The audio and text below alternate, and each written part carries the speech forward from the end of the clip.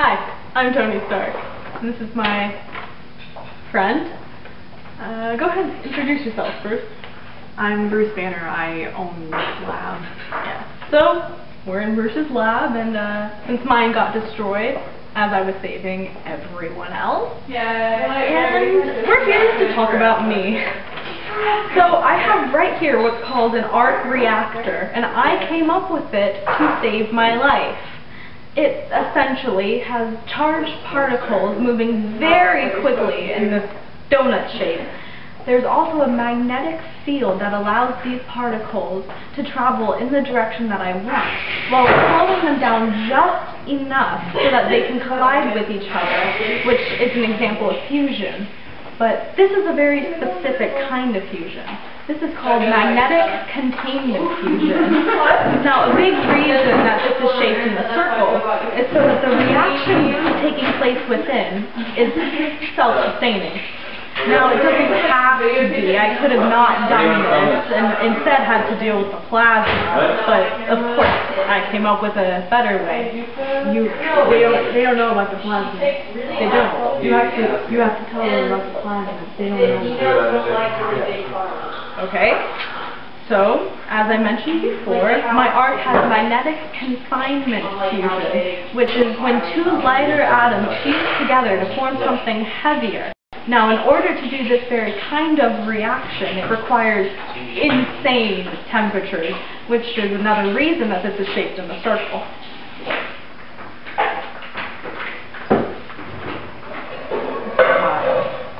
It's not hot.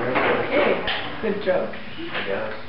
Anyway, now this is a problem that, lesser scientists have had, and, they're always like, there's no container that can withstand that kind of heat, so dear God, Tony, don't put it in your chest.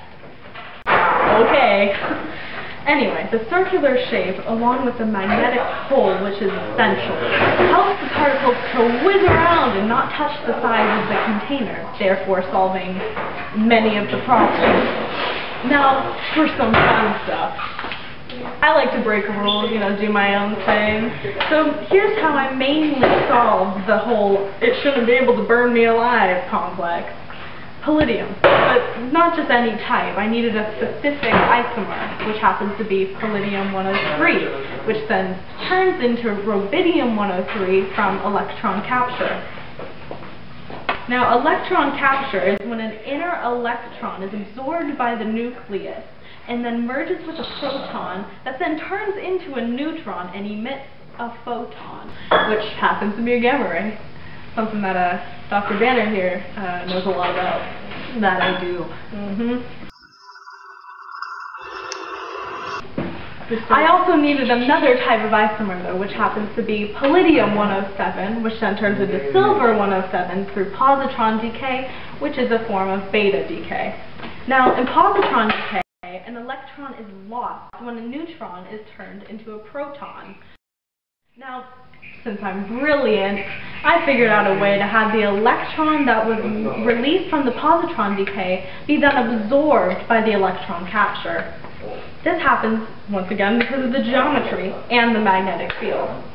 Both these factors combined allow the free electron to migrate toward the outer layer of the circle, which then allows the palladium 103 reaction to absorb the electron.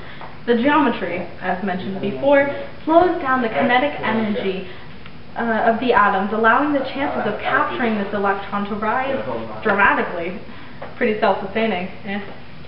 I am so proud of you for coming up with that. I know so many people who would have gotten so tripped up, and you just did it, and it was fantastic. That is because I am one of the 8 smartest men in this whole world. Okay, well, I'm Bruce Banner, and most of you know me as Hulk. As a child, I was exposed to gamma radiation, and then again in a larger dose when one of my gamma bombs, a bystander wandered into the testing area, so I saved him and put myself in the path. Twice in the lifetime, being exposed to gamma radiation. This is a stirring plate. It's not as bad as you use it you to think. mix up Spectacular. solutions in a large beaker.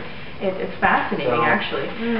Gamma emissions are light photons of very high frequency. They're not visible to the naked eye because they're all the way past the ultraviolet end of the visible spectrum. Gamma radiation is a type of ionization radiation, along with X-rays, which produces immediate chemical reactions in the tissues of the human body. Gamma radiation is often used for medical testing and treatment. What it does is it can cause infected or cancerous cells to kill themselves as a result of the detection of radiation in the body, in the cell. It'll destroy itself so as not to infect other cells. Your body is amazing. Alright. If you were very near a nuclear bomb or device when it exploded, as I was, Common. it happens more often than you think. Alright. The gamma pulse would destroy the human nervous system almost immediately and cause tremendous heat to flow throughout your body, sufficient enough to vaporize you in about a microsecond.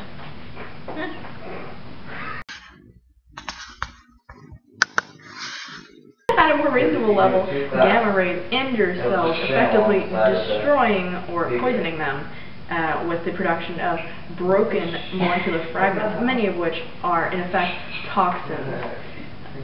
The resulting condition is something known as radiation poisoning, which luckily is something that I escaped without, and could result in anything from nausea and confusion to a coma or even death.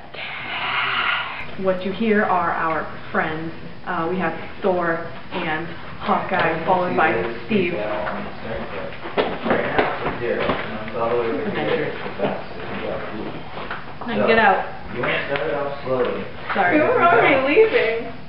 It'll spin around the side of the And continue, I guess. Well, but that's only if it's not treated immediately and correctly. The severity of symptoms also depends on the time of exposure, the concentration of the radiation that was emitted, and what part of the body was exposed. But the body is actually has a considerable ability to repair radiation-induced damage. So if the duration is long enough, the acute effects of the radiation will be reduced. Yeah. Gamma rays have the smallest wavelength and most. They only exist as long as they have enough energy. So once it is spent in the air or in some sort of solid object, the gamma ray cease to exist completely. Being themselves electrically neutral, gamma rays undergo only chance encounters with matter, and therefore they usually can travel through matter for some distance before actually causing any effect.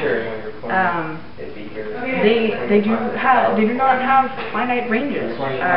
In other words, any given gamma ray has a definite probability to pass through any kind of matter, through any medium of any depth.